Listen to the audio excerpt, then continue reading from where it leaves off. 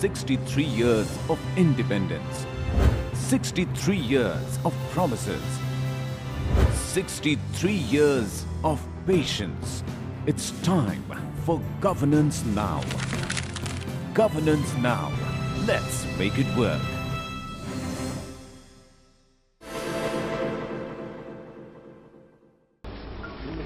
हमारी वही प्राथमिकता थी, हमने कोशिश की और उसके लिए जरूरी है कि एक सरकार के बारे में मन में कल्पना होती है। अगर कोई सरकार है तो लोग सब सोचते हैं कि सुरक्षा, शांति, हम डरे सहमे न रहें, लोकतंत्र, मुक्त हवा में सांस ले, हम अपनी बात बोल सकते हैं, जहां चाहे वहां जा सकते हैं, जो हमारे संविधान में बातें लिखी हुई हैं। तो किसी भी सरकार से अगर कोई अपेक्षा की जाती है तो यही अपेक्षा की जाती है कि भाई वहां कानून का राज। हमारे यहां कानून का राज नहीं था, तो हम लोगों ने जो भी कदम उठाया सबसे पहले शुरुआती दौर में कि हम कानून का राज स्टैब्लिश करें। अपराध तो हो सकते हैं, दुनिया के हर हिस्से में अपराध होते हैं। ये कोई नहीं कह सकता है कि क्राइम फ्री सोसाइटी हो जाएगी, ये आदर्श हो सकता है, लेकिन हकीकत में आज कहीं नहीं है। और इसलिए हम समाज को रेगुलेट करते हैं, कानून बनाते हैं कि अगर कोई अपराध होगा तो हम क्या करेंगे, अपराध से कैसे निपटेंगे। और जो अपराध से निपटने का हमने इंतजाम किया है, अगर वो इंतजाम अपनी जगह पर कायम रहे और उसके मुताबिक काम हो तो लोगों का भरोसा बढ़ता है। और वही हम लोगों ने किया। आज कोई क्राइम की चर्चा नहीं करता, ऐसा थोड़ी है कि क्राइम नहीं हो रहा, घटे हैं, क्राइम घटे हैं। और कुछ क्राइम जो बहुत ही हीनियस थे अब वो बहुत ज्यादा घट गए, जैसे फिरौती के लिए अपहरण। लेकिन क्राइम है, लेकिन अब लोगों के मन में डर नहीं है, पहले डर था। शाम होते ही सब लोग सोचते थे कि भाई अब जल्दी घर चलो, शाम हो गई है, घर का कोई, फैमिली का कोई मेंबर अगर लौट कर नहीं आया है तो पूरे परिवार में परेशानी रहती थी, चिंता रहती थी, पता नहीं क्या हुआ, लोग फोन करते रहते थे, बेचैन रहते थे। अब कोई चिंता नहीं। पटना एक बड़ा शहर है, 7, साढ़े 7 बजते बजते यानी एक तरह से वीरान जैसा होने लगता था।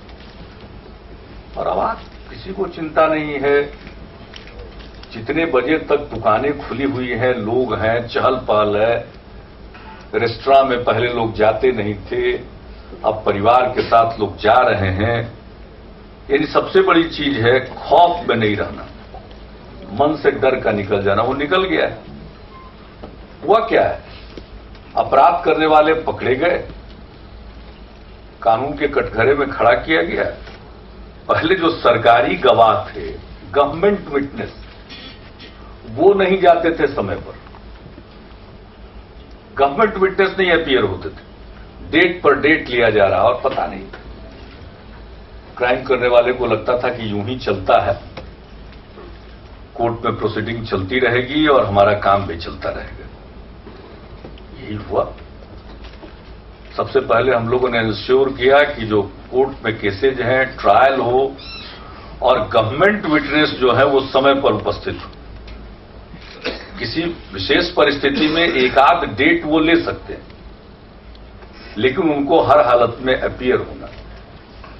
और इससे जो माहौल बना, तो जो दूसरे लोग थे, प्राइवेट विटनेस, वो जाने लगे, उनके मन से डर निकला। बल्कि हमारे यहां एसपी और डीएम को लोग कहने लगे कि मेरे भाई का मर्डर हुआ है, हमारा केस खुल जाना चाहिए। वो भले उनके हाथ में न हो, लेकिन लोग अप्रोच करने लगे। और नतीजा हुआ कि ट्रायल तेजी से, स्पीडी ट्रायल भी और रेगुलर ट्रायल जो होता है, रेगुलर कोर्ट्स में, सब जगह होते हुए आज हालत ये है कि पिछले महीने तक का फिगर है लगभग 50,000 लोगों को सजा मिली।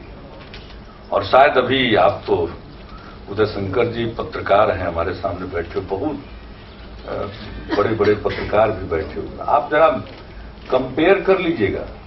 शायद, मैं दावा नहीं करता हूं, लेकिन शायद मुझको यही बताया जाता है, लेकिन फिर भी हम किसी चीज पर दावा नहीं करते। शायद इतना कन्विक्शन और इतना तेजी से ट्रायल किसी और स्टेट में नहीं हुआ। क्योंकि देखिए, गवर्नेंस की बात आप करते हैं तो उसका मतलब ही है रूल ऑफ लॉ, और रूल ऑफ लॉ का मतलब है कि जो क्राइम करेगा उसको साहब आप कानून के कटघरे में खड़ा करिए। दोषी होगा सजा पाएगा, निर्दोष होगा छूटेगा। और नीचे से ऊपर तक हमारी न्याय व्यवस्था बनी हुई है, लोअर कोर्ट है, हायर जुडिशियरी है, सब जगह एक जस्टिस का हमारे यहां सिस्टम है।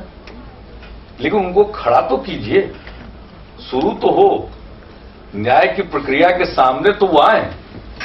और पहले यही माहौल था कि वो सबसे दूर थे, उनको उन तक कोई पहुंच नहीं सकता था, और किसी न किसी बहाने वो सजा नहीं पा सकते। तो जो एक सबसे शुरू में और सबसे बड़ी बात हुई बिहार में, वो ये हुई, और इसके चलते कानून के प्रति लोगों का भरोसा पैदा हुआ, शासन के प्रति लोगों का भरोसा पैदा हुआ, और वहीं से शुरुआत होती। गवर्नेंस की बुनियादी चीज है। हमारे यहां हम लोगों ने 2006 में ही वर्कशॉप किया, 2 दिन का वर्कशॉप हुआ। Entire judiciary,